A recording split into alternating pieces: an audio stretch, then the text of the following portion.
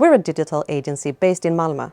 At Odd Hill, we help our clients build digital solutions such as websites, apps and tools that actually make a difference.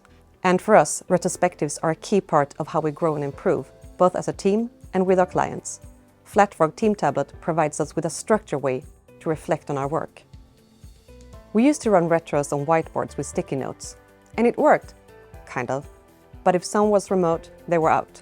We had an old setup with a projector that was clunky, weird colors, bad resolution, and honestly, it just got in the way.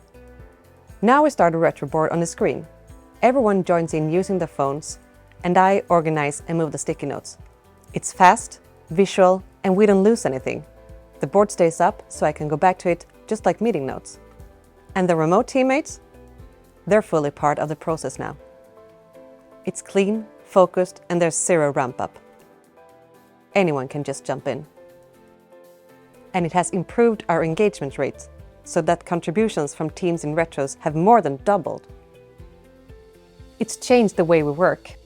More engagement, more clarity, and a better experience for everyone, both in the room and remote.